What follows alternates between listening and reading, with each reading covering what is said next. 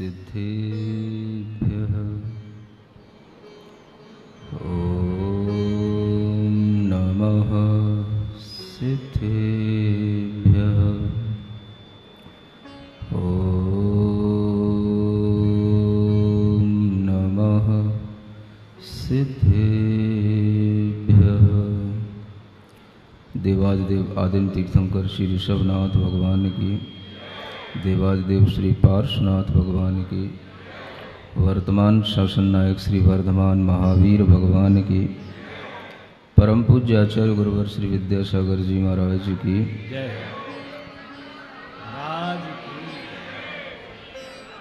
मोह महात्म दलन दिन तप लक्ष्मी भरतार,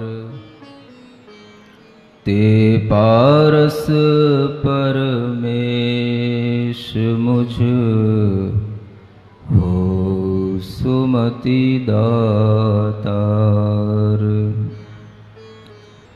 वामानंदन कल्पतरु जयो जगत हितकार, मुनिजन जाकी आश करी, जाचे शिव फल सार, जाचे शिव फल सार। तीर्थंकर पार्श्वनाथ भगवान की यह कथा जो आज ज्ञान कल्याणक के रूप में आपके सामने आ रही है, बहुत लंबे समय से लंबी यात्रा करने के बाद देखा जाए तो आज पारसनाथ भगवान की आत्मा को सुकून मिला है, चैन मिला है। आज पारसनाथ भगवान की आत्मा को अनंत सुख की प्राप्ति हुई है, अनंत ज्ञान की प्राप्ति हुई है, और आज के बाद फिर कभी कोई कमठ उनके सामने अब नहीं आएगा।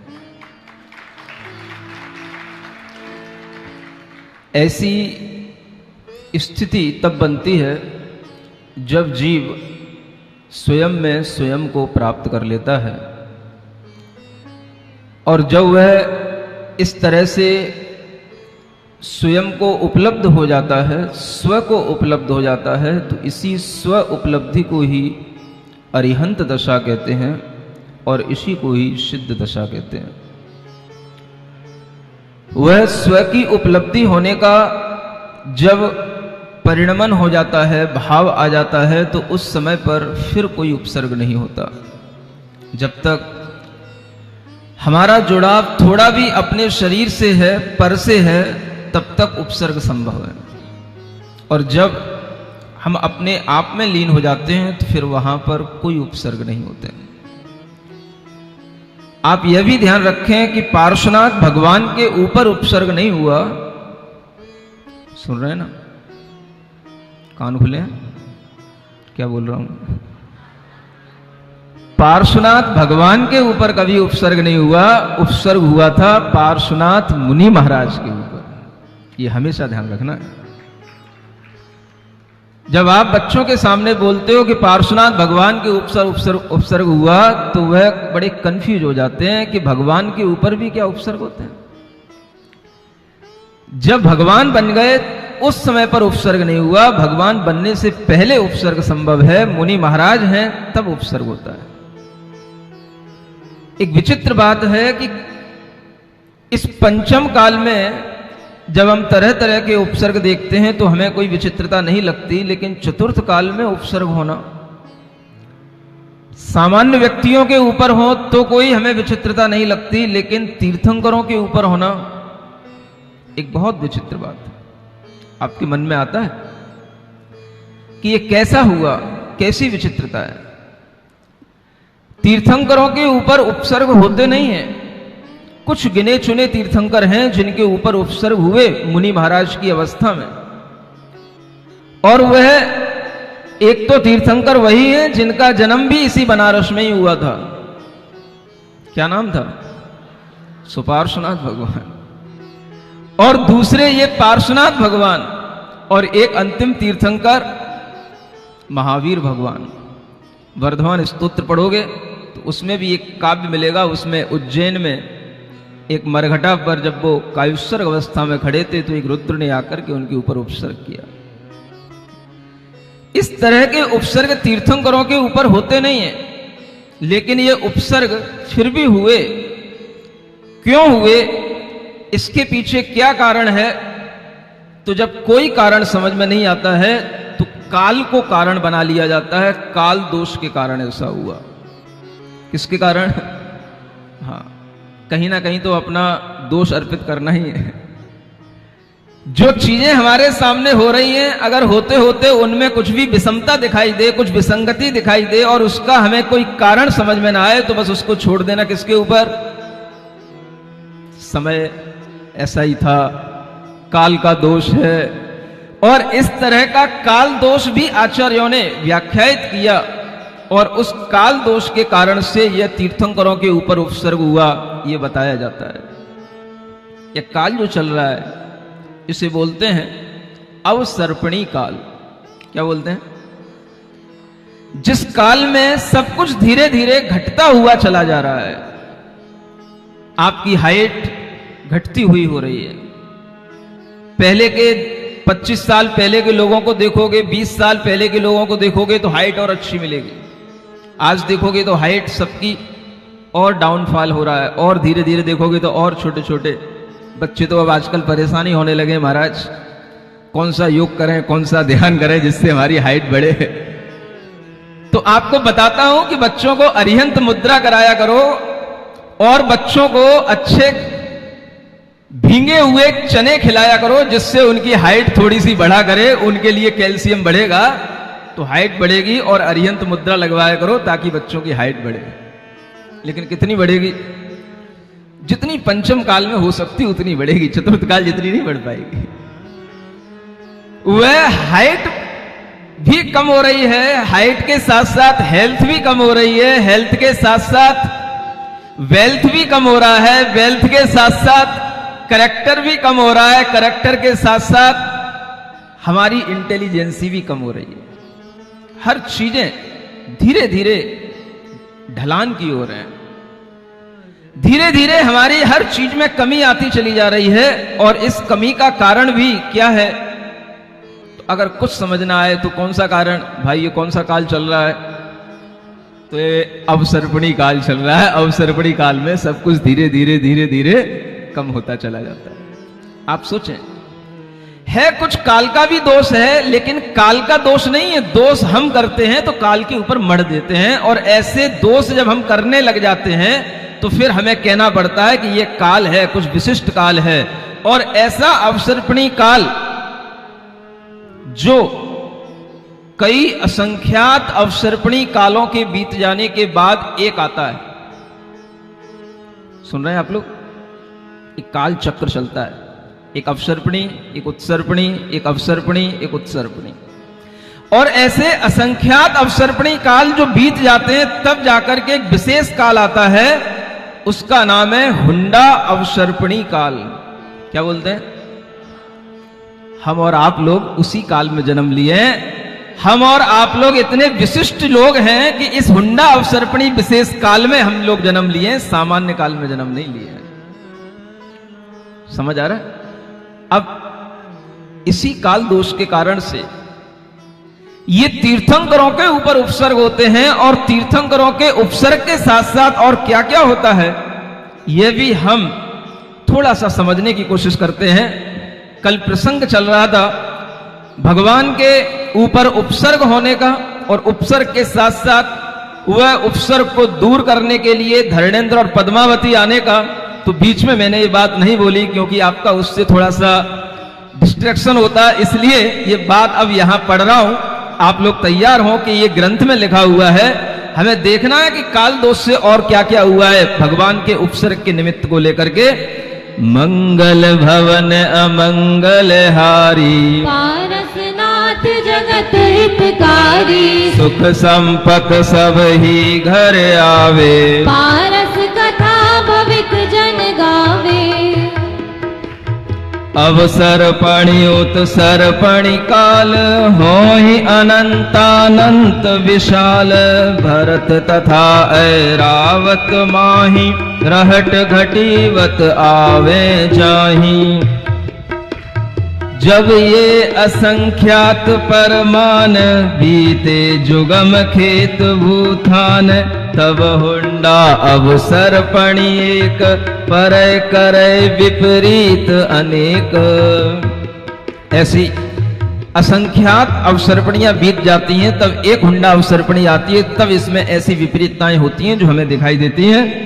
ताकि सुनो नीत मतिवंत सुखमा दुखमा काल के अंत। बरखादिक को कारण पाए विकल त्रय उपजे बहुबाए। कल्प वृक्ष विनशयति वार बरतय करे भूमि व्यवहार। प्रथम जिनेश प्रथम चक्रेश ताहि समय होई देश। विजय भंग चक्री की होय थोड़े जीव जाहि शिव लोय। चक्रवर्ती विकल विस्तारे ब्रह्मावश को उत्पत्ति करे। कुछ कहा जा रहा है, जब ये हुंडा अवसर्पणी काल आता है तो इस काल में ही, जब ये चतुर्थ काल प्रारंभ होता है उससे पहले ही तृतीय काल में ही, तीसरे काल के अंत में ही जब भोग भूमि का अवसान होता है तभी ये कुछ विकृतियां शुरू हो जाती हैं तब से। और वो विकृतियां क्या हैं? सुखमा दुखमा काल के अंत में ही बरसात का होना, अनेक तरह के विकलत्र जीवों की उत्पत्ति होना, 2 इंद्रिय 3 इंद्रिय 4 इंद्रिय जीव ये उत्पन्न होने लग जाते हैं। भोग भूमि में नहीं होते हैं, जब कर्म भूमि शुरू होती तब से उत्पन्न होते हैं। कर्म भूमि चौथे काल में शुरू होती है, लेकिन ये तीसरे काल के अंत में ही जब ये उत्पन्न होने लग जाए विकलत्र जीव, तीसरे काल के अंत में ही कल्प वृक्ष समाप्त हो जाए, तीसरे काल के अंत में ही जब कर्म भूमि का व्यवहार होने लग जाए, और तीसरे काल के अंत में ही जब प्रथम तीर्थंकर का जन्म हो जाए और उनका मोक्ष हो जाए, तो इसी का नाम है कि ये हुंडा अवसर्पणी काल की शुरुआत हो गई। इस काल की शुरुआत कब से हो गई? जब तीर्थंकर आदिनाथ भगवान ने तृतीय काल के अंत में जन्म लिया, तो यहीं से हुंडा अवसर्पणी काल का दोष देखने में आने लग गया कि तीर्थंकरों का जन्म तो चतुर्थ काल में होना चाहिए था, लेकिन उनका जन्म तीसरे ही काल में हो गया। उनका मोक्ष चौथे काल में होना चाहिए था, मोक्ष भी तीसरे ही काल में हो गया। और कभी भी चक्रवर्ती के लिए ऐसा होता नहीं है कि चक्र रत्न बाहर रुक जाए अयोध्या में और चक्रवर्ती वहां खड़ा रह जाए, और चक्र रत्न नहीं जाने के कारण से चक्रवर्ती अपने नगर में प्रवेश ना कर पाए, ऐसा होता नहीं है। लेकिन भरत चक्रवर्ती के साथ ऐसा हुआ, यह भी एक काल का दोष समझना चाहिए। चक्रवर्ती ने, जब ऋषभदेव भगवान ने 3 वंश की उत्पत्ति कर दी, तो उसके बाद में ब्राह्मण वंश की उत्पत्ति की गई, यह भी भरत चक्रवर्ती के माध्यम से की गई, और यह भी इसी काल दोष के कारण से हुई। और फिर उसके बाद में चौथा, उस काल में 63 शलाका पुरुष होते हैं। कितने? लेकिन उन शलाका पुरुषों में भी कमी रह गई, यह भी इसी काल दोष के कारण से रह गई। क्या क्या हुआ और देखते हैं। मंगल भवन अमंगल हारी, पारसनाथ जगत हितकारी। पुरुष शलाका चौथे काल, 58 उपजय गुणमाल। नवम आदि 16 पर्यंत, 7 तीर्थ में धर्म न संत। 11 रुद्र जन्म जहाँ धरे, 9 कलि प्रिय नारद अवतरे। 7 तेई समगुण वर्ग, चरम नरेश्वर को उपसर्ग। 58 शलाका पुरुष रह जाना, 9वें तीर्थंकर से लेकर के 16वें तीर्थंकर तक के तीर्थों का विच्छेद होना। क्या समझे? 9वें तीर्थंकर कौन से? कौन से? पुष्पदंत भगवान। उनसे लेकर के 16वें तीर्थंकर शांतिनाथ भगवान तक के जितने भी बीच में तीर्थंकर हुए, ये 7 तीर्थंकरों के तीर्थ का बीच बीच में विच्छेद होना, यानी कि 9वें तीर्थंकर से 10वें तीर्थंकर का तीर्थ आ नहीं पाया, उसके बीच में इतना लंबा काल होता है कि उस लंबे काल में कोई भी धर्म नहीं होता। न श्रावक होंगे, न श्राविकाएं होंगी, न मुनि महाराज होंगे, न आर्यकाएं होंगी। किसी भी तरह के धर्म का जो वातावरण है वो विच्छेद हो जाता है। पुष्पदंत भगवान का तीर्थ चला, कुछ काल तक चला, उसके बाद में लोगों ने सब धर्म छोड़ दिया, सब भूल गए, और फिर कुछ काल ऐसा बीच में बीतता है, उसके बाद में जब शीतलनाथ तीर्थंकर आएंगे तब उनका तीर्थ प्रारंभ होगा। बीच में कुछ समय रहता है, कहीं आधा पल्ले, कहीं पौन पल्ले, ऐसे असंख्यात वर्षों का काल भी बीच में तीर्थ विच्छेद का काल रहा है। और यह तीर्थ का विच्छेद होना भी हुंडा अवसर्पिणी काल का दोष कहा जाता है। सीख रहे हो? ये चीजें सीखना है। शिक्षक दिवस तो है, लेकिन ये आपको शिक्षक नहीं सिखा रहे हैं, ये गुरु सिखा रहे हैं। कौन सिखा रहा है? गुरु में और शिक्षक में अंतर होता है। शिक्षक केवल आपको कोर्स की बात बताएगा, क्लास की बात बताएगा, और आपको केवल डिग्री मिल जाए और डिग्री दिला करके आपको क्लास से बाहर निकाल देगा। लेकिन गुरु आपको क्लास के बाहर नहीं करेगा, गुरु आपको संसार से बाहर करेगा। गुरु आपको डिग्री नहीं देगा, लेकिन आपको ऐसा सुपरलेटिव डिग्री वाला मैन बना देगा कि हर व्यक्ति आपसे आकर के पूछेगा कि आपने शिक्षा कहां ली थी, जो आपने ऐसी आत्मा का उत्थान किया कि आत्मा 5000 धनुष ऊंची उठ गई। इतना ऊंचा उठाने वाला अगर कोई होगा तो उसका नाम है गुरु। सुन रहे हो? गुरु हमेशा अनुभव की बातें बताता है, आत्मा के उत्थान की बात करता है, और शिक्षक केवल कोर्स की बात करता है, और उसका काम होता है एक जॉब की तरह बस आपको पढ़ाना है। गुरु का जॉब नहीं होता है पढ़ाना, गुरु का जॉब होता है आपकी आत्मा का उद्धार करना। उसका जॉब होता है खुद में एंजॉय करना और दूसरों के लिए भी ऐसा एंजॉय देना कि वह आत्म उत्थान की क्रिया को सीखते हुए अनंत सुख तक जाकर के एंजॉय कर सके। ये सिखाता है गुरु। सुन रहे हो कि नहीं? किसके सामने बैठे हो? आज दिवस कौन सा है? होगा। हमें कुछ और ऊंची चीजें सीखना है और ऊंची चीजें पढ़ना है, जो हम अपनी हिस्ट्री में नहीं पढ़ पाए, जो हम अपने भूगोल की किताबों में नहीं पढ़ पाए, जो हमें किसी कोर्स में नहीं पढ़ाई गई।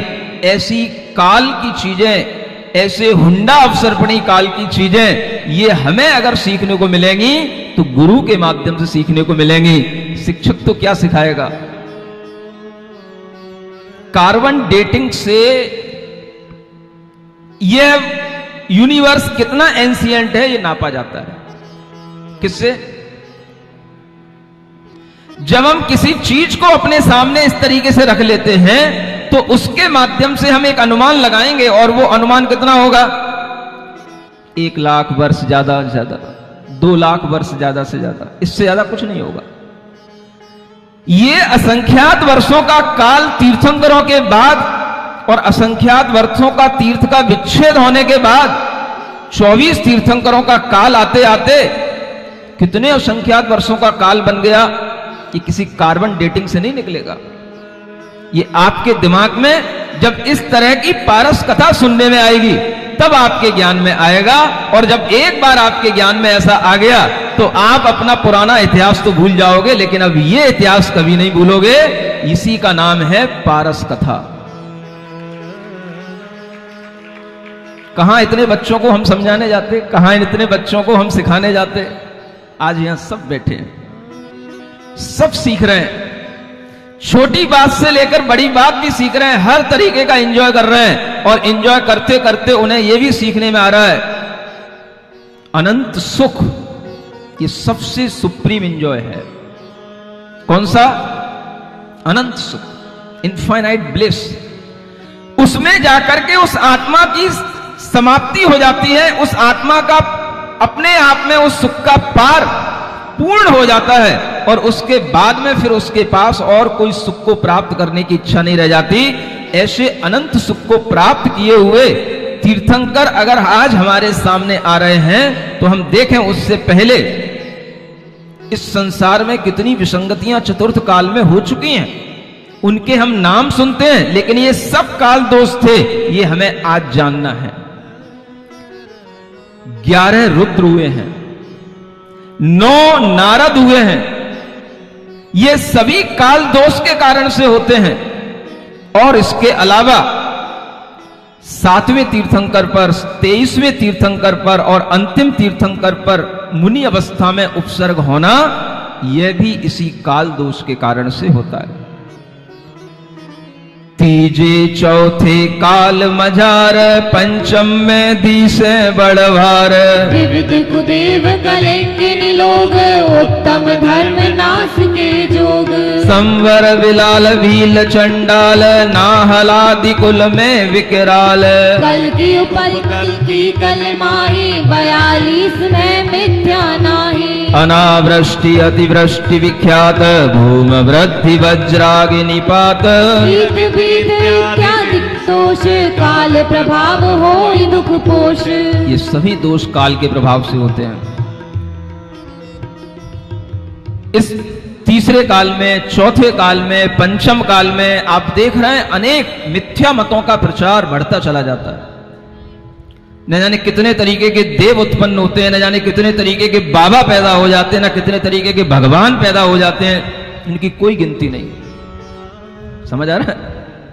जो व्यक्ति कभी एक सामान्य जीवन जीता है, एक भिखारी के रूप में जीवन जीता है, वह व्यक्ति एक छोटे से टोने टुटके करते करते बहुत बड़ा भगवान बन जाता है।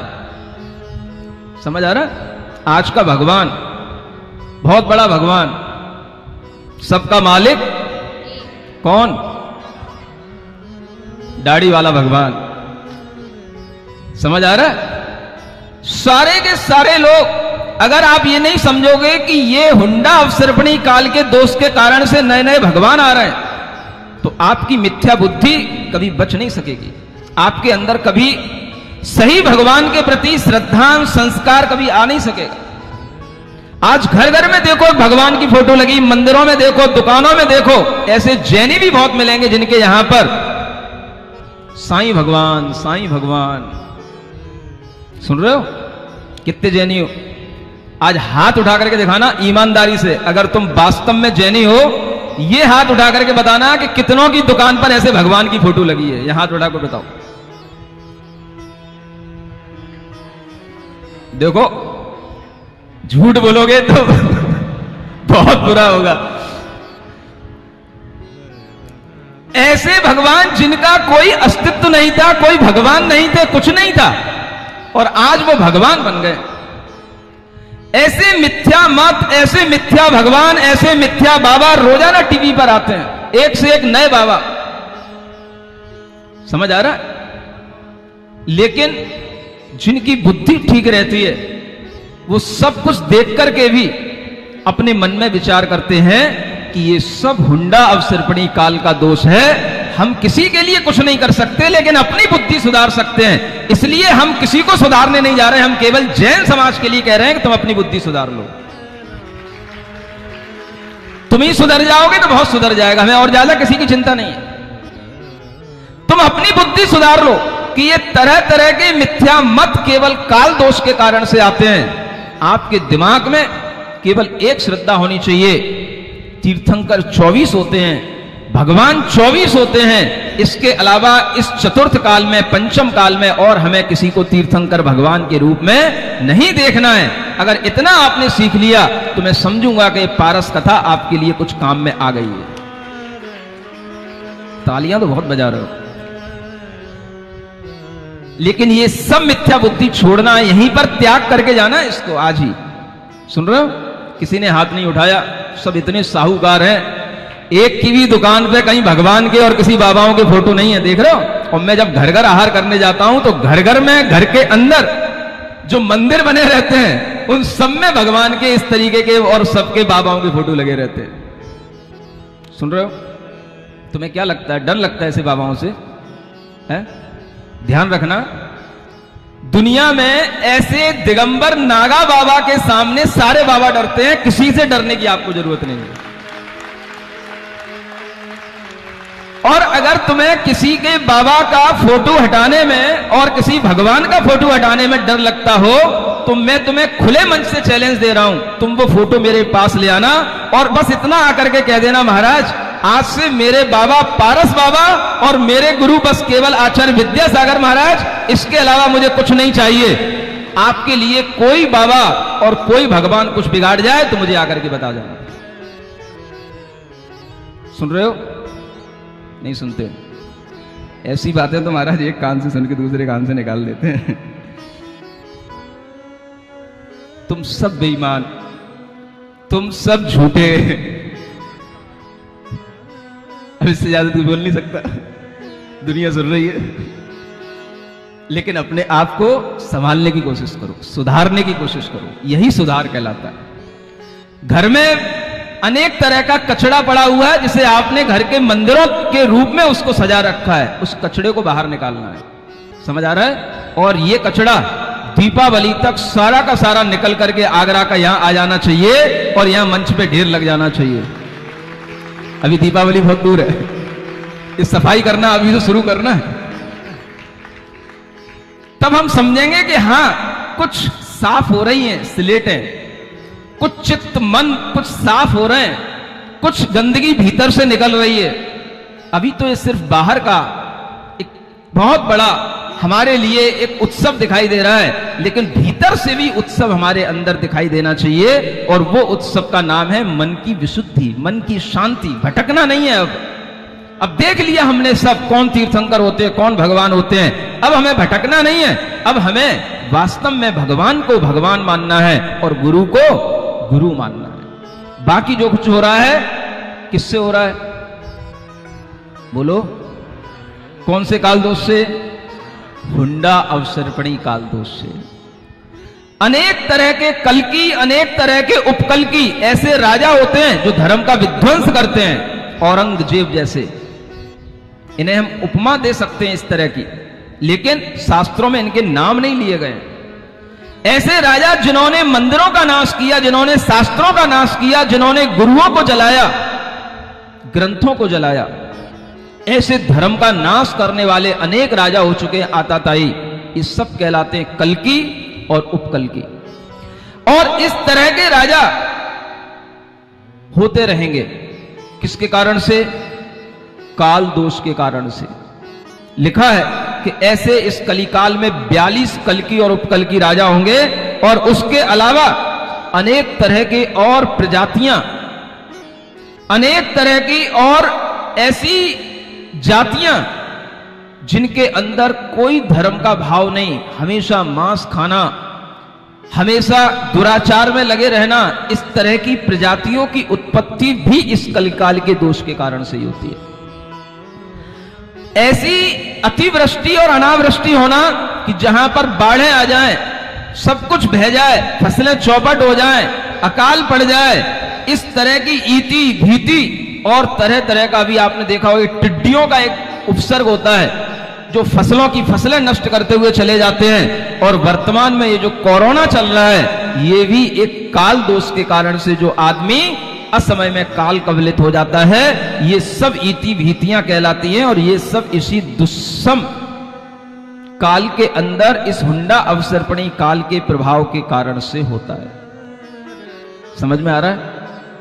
किसके दोष से?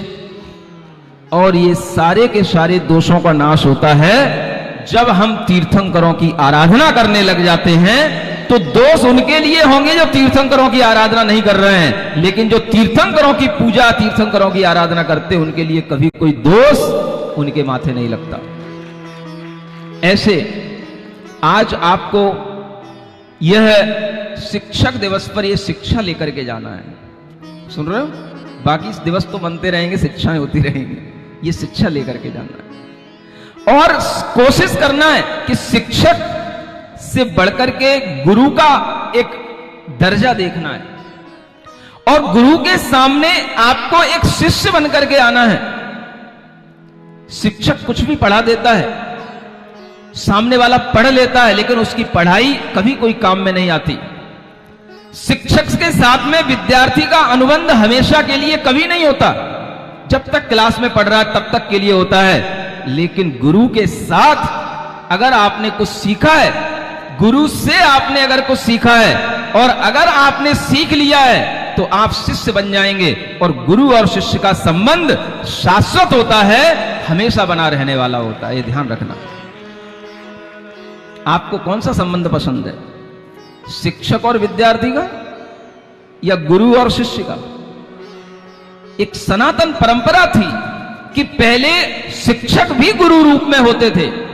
पढ़ाने वाला शिक्षक कभी भी व्यवसाय नहीं करता था, कभी भी पैसों के लिए शिक्षा नहीं देता था। लेकिन जब से व्यवसाय होने लगा, शिक्षक परंपरा ही रह गई, गुरु परंपरा छूट गई। वरना पहले स्कूल, कॉलेज, कॉन्वेंट नहीं हुआ करते थे। अरे ये कॉन्वेंट स्कूल होते ही क्या है? तुम लोग तो महाबुद्धू लोग हो, बोलो हो कि नहीं? कहो है, हर बात पे हाँ तो बोलते ही हो ना, बस बोलो हो, हम महाबुद्धू हैं, बोलो। अब पूछो क्यों है महाराज? पूछो। इसलिए हो कि तुमने गुरुकुलों की परंपरा को छोड़ करके कॉन्वेंट स्कूलों की परंपरा अपना ली। जानते हो कॉन्वेंट स्कूल क्या होते हैं? कॉन्वेंट किसके लिए होते थे? अमेरिका जैसी नगरों में कॉन्वेंट स्कूलों का आविष्कार हुआ था। किन के लिए? कॉन्वेंट का मतलब होता है अनाथालय। क्या बोलते हैं? जहां माता पिता बड़े होने के बाद में बच्चे को थोड़ा सा भी बड़ा हुआ उसको छोड़ देते थे, क्योंकि उनके सुख में कमी नहीं आनी चाहिए, उन्हें अपनी मस्ती करना है, इसलिए बच्चे को पैदा करके छोड़ देते थे। और ऐसे बच्चे जब ये घूमते थे तो कई लोगों ने सोचा इनके लिए क्या किया जाए, तो इनके लिए एक आश्रम बना दिया जाए, अनाथालय बना दिया जाए, जिसमें इनको इकट्ठा करके पढ़ाया जाए। उसका नाम दिया गया कॉन्वेंट, और आज वो हमारे लिए आइडियल बन गया है। कॉन्वेंट स्कूल में मेरा बच्चा पढ़ रहा है। बताओ तुम बुद्धू हो कि बुद्धिमान हो? बताओ, बोलो तो। समझ रहे हो ना? इसलिए कहा जाता है। तुम्हें पता ही नहीं है कि कौन सी पद्धतियां नष्ट हो गई, कौन सी पद्धतियां तुम्हारे सामने आ रही हैं। मजे ले रहे हो बस केवल। अनाथालयों में अपने बच्चों को पहुंचा करके, जहां गुरुकुलों में बच्चों को पढ़ाया जाता था, गुरु शिक्षा देते थे, गुरु शिष्य का संबंध होता था, जीवन पर्यंत तक शिष्य गुरु का उपकार मानता था। आज ऐसी कोई बातें इन स्कूलों में नहीं होती हैं। बच्चा ये चाहता है कि कब मैं इस क्लास से निकलूं और कब इस सर से मेरा ये नाता टूटे और मैं अपने आप को बिल्कुल फ्री करूं। समझ आ रहा है? क्या शिक्षक दिवस मनाओगे? तुम्हें पता ही नहीं है शिक्षा क्या है, शिक्षक क्या होते हैं, शिक्षकों की क्या परंपरा थी। अगर आपको इन सब चीजों का ज्ञान करना है तो आपको भारतीय संस्कृति का इतिहास पढ़ना पड़ेगा। तब आपको समझ में आएगा कि इतिहास में ये गुरुकुलों की परंपरा हुआ करती थी और ये सारे गुरुकुल नष्ट किए गए अंग्रेजों के जमानों से।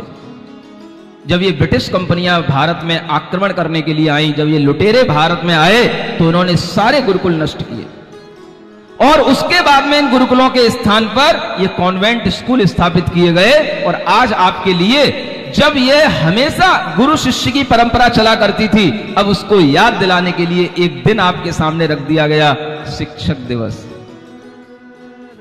अरे हमारी तो परंपरा ही थी, प्रतिदिन हम शिक्षक हैं, प्रतिदिन हम सीखते हैं, प्रतिदिन हम गुरु के पास आते हैं। हमारे लिए तो गुरु शिष्य परंपरा अनादि काल से चल रही है, और कम से कम आपके लिए तो जब से पारस पुराण चल रहा है तब से तो चली रही है। समझ में आ रहा है? ओम अरहम ओम अरहम ओम अरहम बोल। ओम अरहम ओम अरहम ओम अरहम बोल। सभी कार्य की सिद्धि से तो इसको बोल। सभी कार्य की सिद्धि से तू पहले इसको बोल। ओम अरहम ओम अरहम ओम अरहम बोल। ओम अरहम ओम अरहम ओम अरहम बोल। सभी कार्य की सिद्धि से तू पहले इसको बोल। सभी कार्य ईश्वर की सिद्धि से तू पहले इसको बोल। तीर्थंकर पार्श्वनाथ भगवान को केवल ज्ञान उत्पन्न होने के बाद वो 5000 धनुष ऊपर पहुंच जाते हैं। और जब इस तरह की घटना घटित होती है तो पहले क्या होता है हम इसको देखें। समवसरण का वर्णन तो आपके लिए आगे सुनने को मिलेगा। पहले हम ये देखें कि जब भगवान को केवल ज्ञान होता है तो किस तरह की हलचल, जो हलचल गर्भ के समय पर भी नहीं हुई थी, जन्म के समय पर भी नहीं हुई थी, वो हलचल केवल ज्ञान के समय पर होती है। और फिर वही होता है, चारों निकाय के देव हिल जाते हैं जब भगवान को केवल ज्ञान की प्राप्ति होती है। और इस तरह का जब सौधर्म इंद्र आदि को जब ये संकेत मिलता है तो फिर वह सारे के सारे देव अपनी नींद छोड़ करके, अपने प्रमाद को छोड़ करके फिर से जागृत होते हैं। और देखिए कैसा होता है, मंगल भवन अमंगल हारी, पारसनाथ जगत हितकारी, सुख संपत सब ही घर आवे, पारस कथा भविक जो गावे, प्रकटी केवल रवि किरण जाम, परिफूल्यो त्रिभुवन कमल ताम, आकाश अमल दिसे अनूप जब यह भगवान को केवल ज्ञान की किरण फूटी, सारा त्रिभुवन एक कमल की तरह खिल गया, आकाश निर्मल हो गया, दिशाएं विदिशाएं सब निर्मल हो गईं। सुरलोक बजे घंटा गरिष्ठ, तरु करन लगे तहाँ पुष्प वृष्टि, इंद्रासन कांपे अति गरिस, आनम्र भये मुनि मुकुट शीस, इत्यादिक बहुविध चिन्ह चार, प्रभु केवल सूचक भय सार। तब अवधि जोड़ जान्यो सुरेश, क्षय कर कर्म पारस जिनेश। ये चार चिन्ह प्रकट हुए। क्या हुआ, देवलोक में जहां वह इंद्र विराजमान थे वहीं पर घंटा बजने लग गए। उसी समय पर पुष्पों की वृष्टि होने लग गई, इंद्र का आसन कंपायमान हो गया और सारे जितने भी वहां देव होते हैं उनके मुकुट हिलने लग गए। जब ये चार वहां पर सूचक देखने को मिले तो उस समय पर इंद्र ने अवधि ज्ञान से देखा और उसे पता पड़ा कि पार्श्वनाथ भगवान ने अपने कर्मों का क्षय कर लिया है, चार घातिया कर्मों का नाश करके वो केवल ज्ञान को प्राप्त हो गए हैं। और उसी समय पर वह केवल ज्ञान को प्राप्त हुए उन पार्श्वनाथ भगवान को जब तक पहुंचेगा तब तक तो बहुत देर होगी, तैयारी के साथ चलूंगा, लेकिन उसी समय पर वह अपने सिंहासन से नीचे उतर करके उन्हें सिर झुका करके उसी समय पर प्रणाम करता है। और आप लोग आज अरिहंत मुद्रा बना करके उन पार्श्वनाथ भगवान को प्रणाम करेंगे। ओम ह्रीम अरहम श्री पार्श्वनाथ जिनेन्द्राय नमो नमः।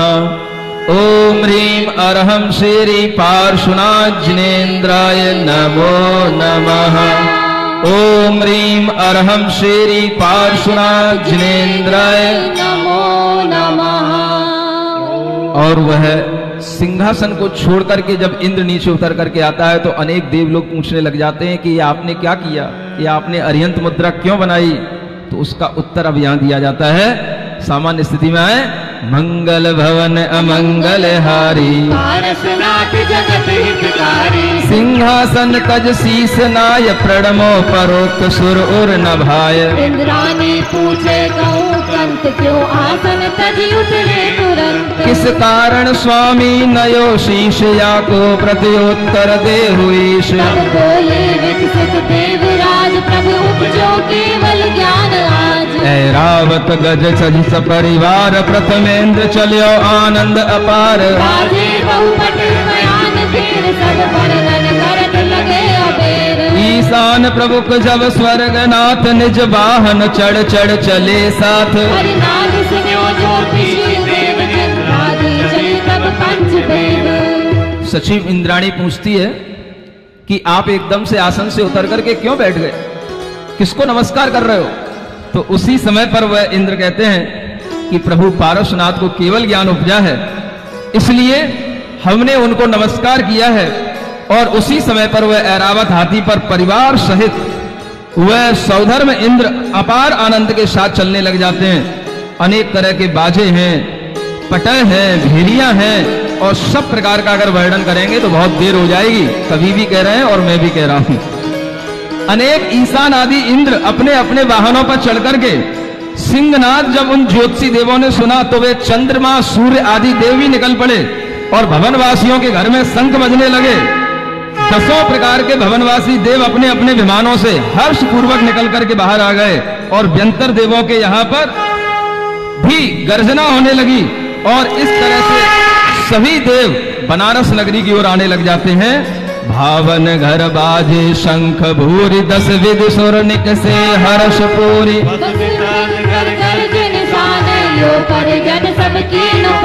यो चली चतुर्विध सुर समाज, जिन केवल पूजा करन काज।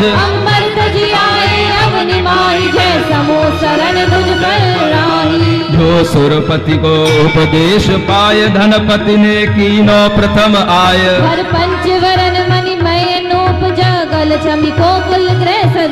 और इधर जब तक वह इंद्र बनारस तक आते हैं, भगवान पारसनाथ का केवल ज्ञान स्थान है, उस अहित क्षेत्र तक आते हैं, तब तक आगने पर देखते हैं कि उस स्थान से पहले ही आकाश में कुबेर ने समौशरण की रचना कर दी है। और वह समौशरण की रचना देख करके इंद्र उस समौशरण की परिक्रमा लगा करके उस समौशरण को देख करके आनंदित होता है। और उस समौशरण का वर्णन आपको कल सुनाया जाएगा कि देखते हैं उस समौशरण में क्या वैभव होता है, कैसे उस समौशरण के भीतर प्रवेश किया जाता है और कैसे वह समौशरण अनेक तरह की संपदाओं को धारण करने वाला होने के कारण से विशिष्ट कहलाता है। ये सब वर्णन आपके लिए समौशरण की संपदा कल से प्रारंभ होगी। समौशरण की संपदा लोकोत्तर तिहु मौन, वचन द्वार वर्णय तिसे, सो बुध समरथ कौन। पैथल अवसर पाय धर्म ध्यान कारण निरखी, लिखो लेश मन लाय पढ़त सुनत आनंद बढ़े। उस समौशरण की बाहरी भूमि पर अभी वह इंद्र आदि सभी पहुंच जाते हैं और उस समौशरण का भीतरी वर्णन आपको बाद में सुनने को मिलेगा। लेकिन जहां पर यह समौशरण की गोल पीठिका बनी हुई है, उस गोल पीठिका को हम देखते कैसी बनी हुई है।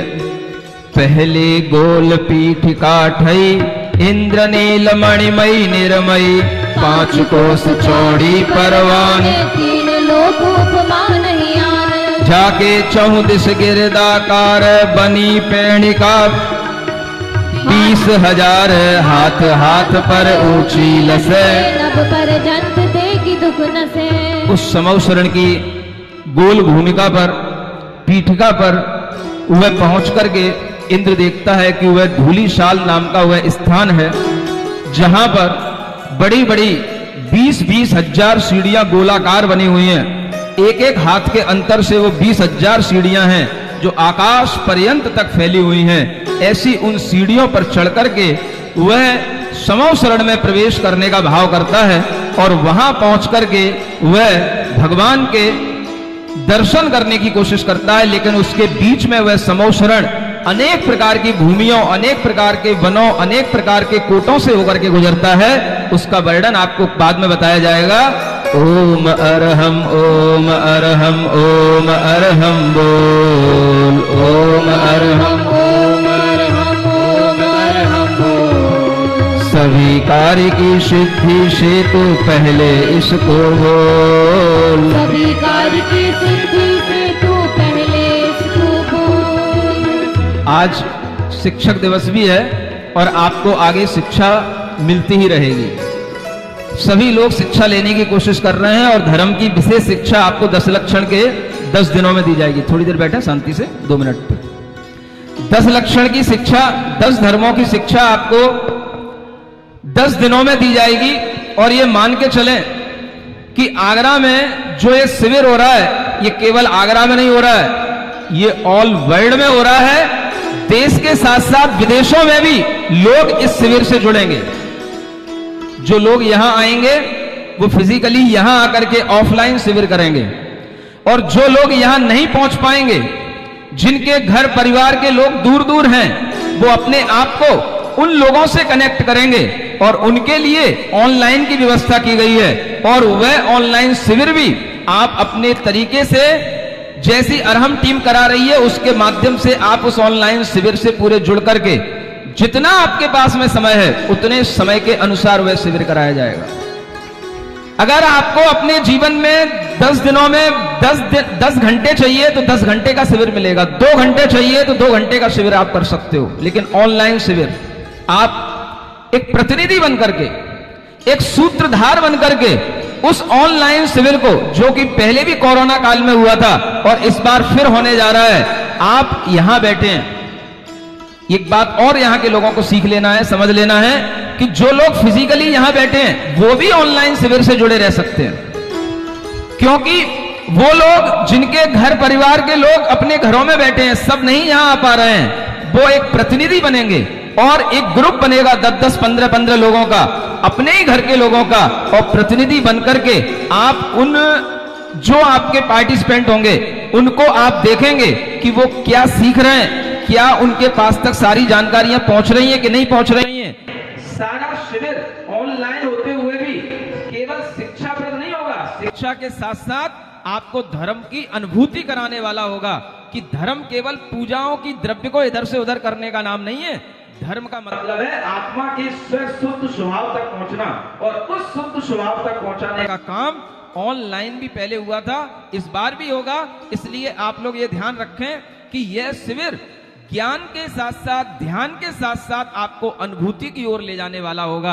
आप अनुभूत करेंगे क्षमा करने से हमें क्या मिलेगा, आपको अनुभूति कराई जाएगी, प्रैक्टिकल कराए जाएंगे, क्विज दी जाएंगी आपको, अनेक तरीके के आपको वर्कशॉप के माध्यम से वो सब सिस्टम आपके वीडियो तक पहुंचाए जाएंगे, आपके मोबाइल तक पहुंचाए जाएंगे, जिसके माध्यम से आपको छोटी छोटी जानकारियां मिलेंगी और आप महसूस करेंगे आज हमने मार्दव धर्म से क्या अनुभव किया, आज हमने आर्जव धर्म से क्या अनुभव किया।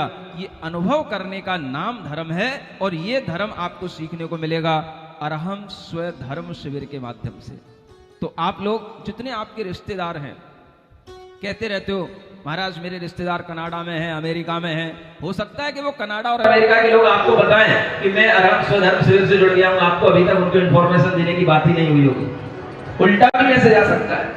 लेकिन आप ये कोशिश करें कि आपके जितने भी रिश्तेदार, आस पड़ोस के, किसी भी तरह के कम्युनिटी के लोग, ग्रुप के लोग जो आपसे अटैच हैं, उन सब लोगों को आप, अगर आप उनसे कहें कि आपके लिए जितना समय मिले उतने समय के लिए आप इस शिविर को करें, आपको लगेगा कि एक ऐसी वर्कशॉप है पूरे दिन भर की जिसके माध्यम से आपको धर्म की अनुभूति होगी। और अगर आपको ये लगता है कि मेरे पास समय नहीं है, थोड़ा समय है, मुझे तो केवल पूजा पाठ ही करने में समय निकल जाता है, तो आपकी पूजा पाठ के लिए मना नहीं कर रहा हूं, आप पूजा पाठ कर लो। ऑनलाइन शिविर है, आपके मोबाइल में वो वीडियो, वो सारी की सारी चीजें अपलोड रहेंगी और आप दिन भर में भी पूजा पाठ करने के बाद में जब आपको समय मिले तब आप 2 घंटे का समय निकाल लेना, आप शिविरार्थी कहलाओगे। और ऐसे भी शिविरार्थी ऑनलाइन होकर के तरह तरह के स्थानों पर बैठ करके इस शिविर का आनंद लेंगे। लेकिन इस शिविर की जो विशेष गतिविधियां हैं उनका आनंद ऑनलाइन दिया जाएगा और दिन भर की जो गतिविधियां हैं उसका आनंद यहां पर बैठे हुए ऑफलाइन लोग लेंगे। और इस तरह से ये शिविर केवल आगरा का नहीं है, पूरे विश्व का शिविर हो रहा है, एक विश्व की वर्कशॉप है। इसमें आप ढंग से इसको समझने की कोशिश करें और इसमें जो प्रतिनिधि बनते हैं उन प्रतिनिधि का, इसमें सूत्रधार का इसमें एक अच्छा रोल रहता है। और ऐसे ही रोल करके आप एक अच्छे लीडर बनेंगे, एक अच्छे वक्ता बनेंगे, एक अच्छे वैज्ञानिक व्यक्ति बनेंगे कि आप खुद भी सीखेंगे और दूसरों को भी कुछ सिखा पाएंगे। इस तरह की यह व्यवस्था जो आपके सामने दी जा रही है, ये अपने आप में अनूठी है और इस व्यवस्था से आप देश विदेश से सभी लोगों को जोड़ने की कोशिश करें। ऐसा यह अरहम धर्म शिविर होगा जो आपके सामने 10 लक्षण के दिनों में आएगा। बोलो पार्श्वनाथ भगवान की।